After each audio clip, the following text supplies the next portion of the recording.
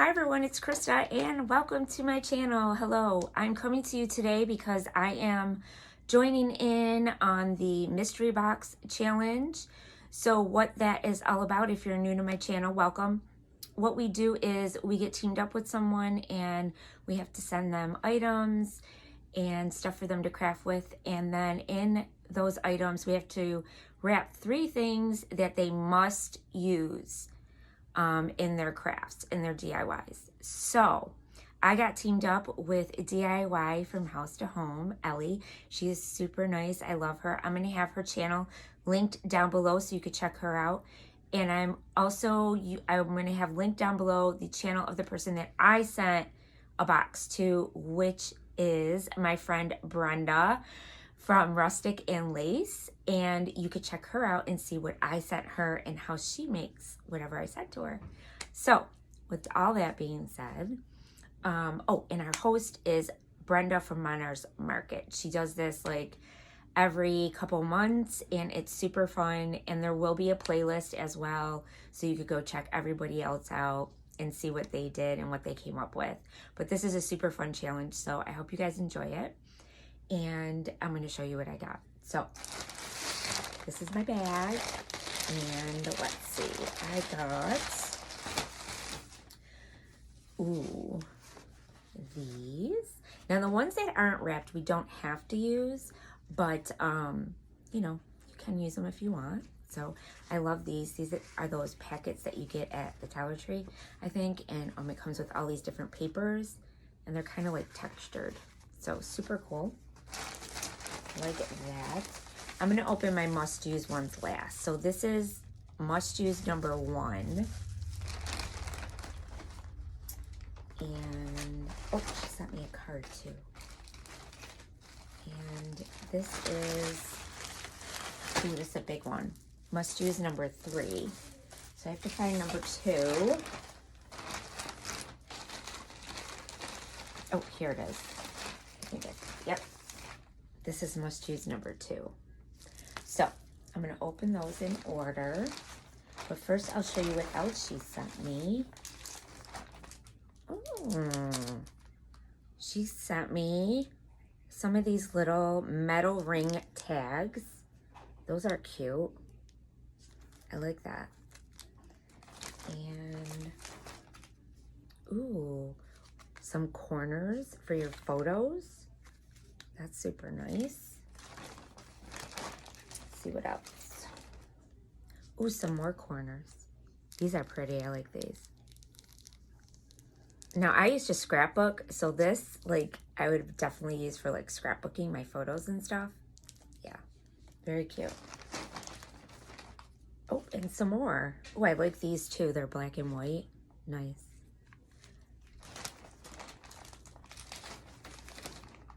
And this one's like a metal. Super pretty. I like these. I think I got some ideas for those. I love rock and roll. So cute. Look at that. It's little gems. It's like an iron-on with rhinestones. Nice. And let's see. Some trim. These are always nice to have. Like those. Super pretty. Very nice. And I love this. These are cute. They're little clear stamps. I like those. Can use those on a lot of things. And some rub-ons that are gold. Super pretty. Pretty. Okay, so now I'm gonna open the must-use. Scared. Let's see what she sent me. Ellie, oh my goodness. Please let it be nice stuff. Flowers. And they're neutral. I like these. Yes, I could definitely use these. I love to make wreaths. I have my own Etsy shop, so this is super pretty. I can definitely use those. And now we're going to open number 2. Let's see. A nice little sign. I can use this. Definitely can make something with that. So far, I can use a lot. I can use these to make a lot of stuff. Let's see. This is the last one. Oh my goodness, what is it? Doilies. I can always use doilies. Can't get the tissue off. Okay. Some doilies, all different sizes. These always come in handy for DIYs. Super nice. Thank you, Ellie. Okay, so I'm gonna open up the card. And it says, Krista, here are some fun crafting items. There are 3 must-use items wrapped inside. Can't wait to see what you create. Happy crafting. Love, Ellie. X and O's. Thank you, Ellie. Okay, so now the next part of this video, you will see what I create with my must-use items and maybe some of the other items that she has sent me. So I'll see you in a bit. Bye. Okay guys, so here is DIY number 1. So you've seen what I showed you earlier. So I'm gonna use that square sign that she sent me, those flowers. I'm also gonna use some of those square corners that you just saw. And I'm gonna use some antique wax and also some white Waverly chalk paint. And the first thing I'm going to do is I'm going to paint the back of this sign. So the other side we're going to cover with that paper that you saw in the beginning, the craft paper. But I'm just using white Waverly chalk paint, and I'm just going to paint the whole thing because the calendar sign that I'm going to be using to make this, they're really like very flimsy and you could see through them pretty good. So I wanted to make sure that you wouldn't be able to see all that brown color. So now what I'm doing is I'm just trimming off the edges so that it fits perfectly on that square sign. And I'm just using my little cutter to do that. And once I get all these pieces cut off, then I'm going to not use Mod Podge because I noticed that when I use the Mod Podge with these calendar photos, they get, I don't know, it doesn't work good. So I decided to use my glue stick, and it works just fine. And it doesn't compart, it's just fine. Because it's so thin of paper, the glue stick works perfectly. So that's what I use. Mod Podge is not one of my best friends, so I just try not to use it when I don't have to. But then I go around the edges of my frame with my sander, and I'm just sanding off the extra excess paper that was hanging off the edges. I guess I must not have cut it right, but I got that off with that. And then what I do is I go in with the antique wax, and I'm just going to use my little brush from the Dollar Tree, and I'm just going to go around the edges with the antique wax just to give it that aged look. I like the rustic look, so that is what I am going for here. And if you could tell, the sign says honeybees and flowers, please. And you notice that the glue stick did leave a little bit of crinklage in my paper too. But the Mod Podge always seems to be worse. So I didn't mind a little bit of it because it just gives it more of an aged rustic look to it. So that I was okay with.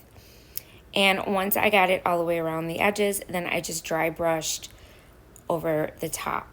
And if you go heavy in some of the areas, when you use these calendar pages, you can wipe with a wet wipe, and it comes right off.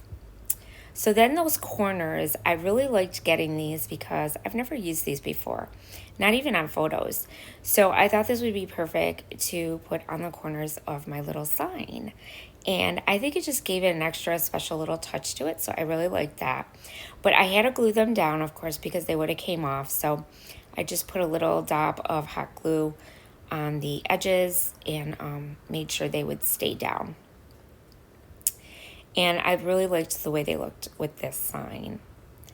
And then I'm going to come in with some of those florals. Now I did add in some of my own greenery, and I did add in, with the green flowers, I added in the sunflowers because those are on the picture that I have on the sign. is some sunflowers and some greenery. So it was perfect. And I just cut a couple pieces of the greenery off, and I put them like one facing one way, one facing the other way. So we're just gonna make a little swag to go on the top of our picture. So I just cut 2 of the flower pieces off and did that on each side. And I just arranged everything first, and then we're going to tie it all together with some jute twine. So now I'm just using some of those flowers, these little daisies, not daisies, sorry, sunflowers. And I've had these left over from fall last year, so I've been using them quite a bit because you could use them for summer too.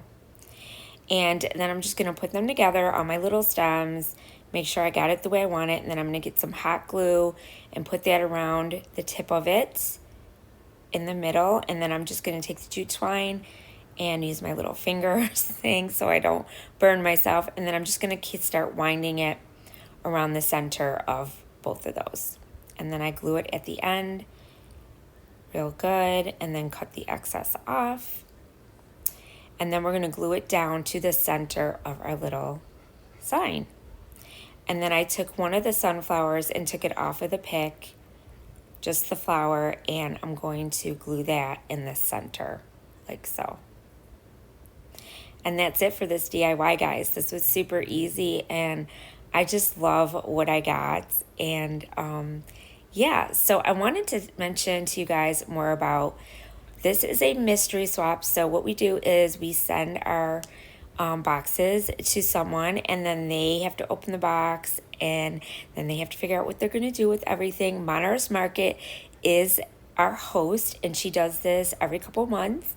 This is her channel. So make sure you check out the playlist. My box got sent to Brenda.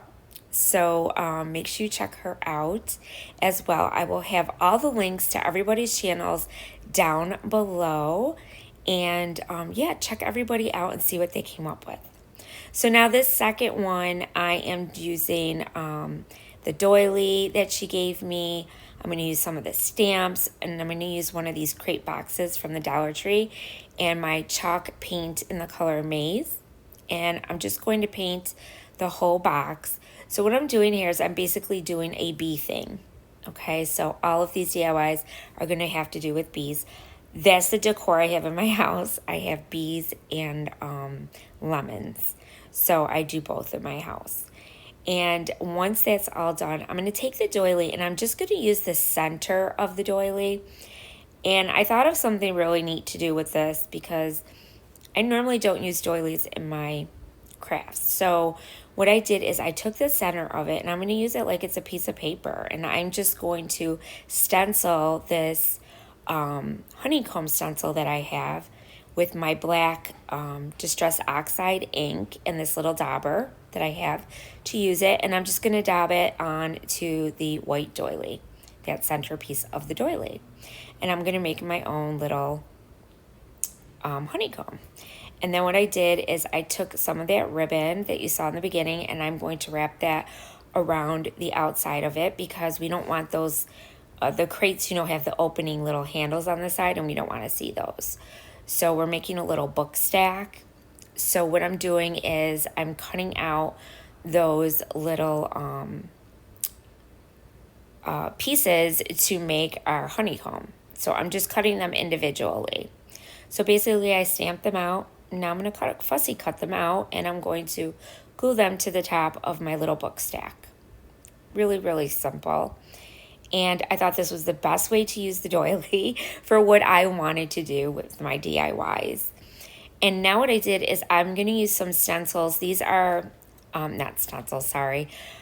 Some of these stamps, clear stamps, and I'm putting them on a little block that's going to help me to make sure that my wording is straight, that I'm going to put on the side of my book stack. So what I'm doing is I'm putting Be Kind, and I just stamp it out first on the paper towel just to make sure it's, you know, my letters are even and everything looks good. And then the next one is going to be Kind, and I'm just going to put all my letters on that little block, and I stamped it down to check it, and then there you go. Really simple. And now I'm going to take those nice stamps that Ellie sent me from DIY to home, and I'm going to use the little bee that was on there, and I'm going to stamp that on there. And now I'm going to use my stencil with those tiny honeycombs that I have. I have quite a few stencils. And I'm going to use that same black ink, and I am going to dab it on. And I did tape it down so that it wouldn't move. And I'm just going to keep doing that till I get it to the color I want. And I like this instead of using paint because I don't have to worry about it bleeding through, and it comes out perfect with using the stamp. So that's why I like using that technique. And then I'm going to do it on the edge of it as well. And then I'm also going to do some on the other edge, because then don't forget we're going to put the ribbon across the top. So I have it going on both sides of the top and then going down the one side where the lettering is. And now I'm just going to glue down those little pieces of my honeycomb that we cut out. And I'm just going to glue those down in certain areas. So now you have some big pieces, little pieces, and I think it just brings more dimension and a different look to it. And I really like the way that turned out. And I thought that was the best way for me to incorporate the doily. And then I'm going to glue down my ribbon. And at first I didn't have it long enough, so I had to glue it more towards the top.